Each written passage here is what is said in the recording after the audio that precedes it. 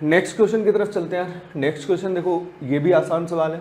इसने क्या बोल रखा है, for a non zero complex number z let argument of z denote the principal argument of z with argument of z, ये है, और ओमेगा जो है क्यूब रूट ऑफ इन्फिनिटी है, जहाँ पे आर्ग्यूमेंट ऑफ ओमेगा जो है 0 से पाई है। तो इसका मतलब जो ओमेगा जो है वो कितना है, -1 प्लस आयोटा प्लस वाला है ना, प्लस आयोटा √3/2, ये है ना। तो यहाँ से इसकी वैल्यू निकालनी है हमें, इसका आर्ग्यूमेंट निकालना है। तो इसका आर्ग्यूमेंट यदि निकालना है यार, तो मैं इसकी वैल्यू लिख लूँ। तो ये कितना है, यदि 1 रखूँगा तो माइनस ओमेगा आएगा, 2 रखूँगा तो ओमेगा स्क्वायर, 3 रखूँगा तो माइनस ओमेगा क्यूब, 4 रखूँगा तो प्लस ओमेगा की पावर 4 हो गया।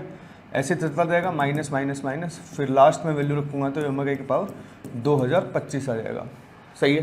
तो ये एक जीपी है, और जीपी में नंबर ऑफ टर्म्स कितनी है, 2025। तो इसका सम लिख सकता हूँ। इसका सम कितना आ गया, ए आर कितना है, minus omega r raise to power n -1 upon r -1। तो ये हो गया ना। अब यहाँ से देखो, ये माइनस माइनस तो कैंसिल आउट हो जाएगा, ये प्लस बन जाएगा। अब देखो ये जो है 4 और 5 ये 3 से डिविजिबल है, और हमें पता है ओमेगा क्यूब जो है वो 1 होता है। तो ये अपना -1 आ जाएगा, क्योंकि यहाँ पे माइनस है ना, तो ये -1 आ गया। तो ये आ गया -2 ओमेगा, और ये आ गया 1 प्लस ओमेगा। और हमें पता है 1 प्लस ओमेगा स्क्वायर कितना होता है, 0 होता है। तो ये आ गया -2 ओमेगा, और यहाँ से कितना आ गया, माइनस का ओमेगा स्क्वायर। तो ये आ गया 2/ओमेगा, मतलब 2 ओमेगा स्क्वायर आ गया। सही है। और ओमेगा स्क्वायर की वैल्यू हमें पता होती है, तो ये कितना आ गया, 2 -1 माइनस √3 आयोटा/2। तो ये कितना आ गया, -1 माइनस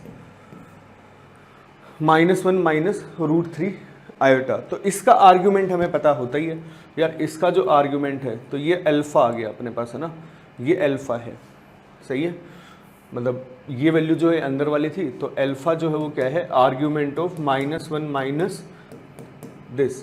तो ये आर्ग्यूमेंट कितना आएगा, π/3 माइनस पाई, तो -2π/3 इसका आर्ग्यूमेंट आ गया, -2π/3 आ गया अल्फ़ा। अब हमें इसकी वैल्यू पूछिए यार, तो 3 टाइम्स अल्फ़ा बाई पाई, तो ये वैल्यू किसके बराबर आ जाएगी, -2 के बराबर। तो इसका भी जो आंसर है वो -2 हो जाएगा। तो यहाँ भी एक नेगेटिव इंटीजर जो है वो आंसर आ रहा है, तो इसका आंसर -2 हो जाएगा।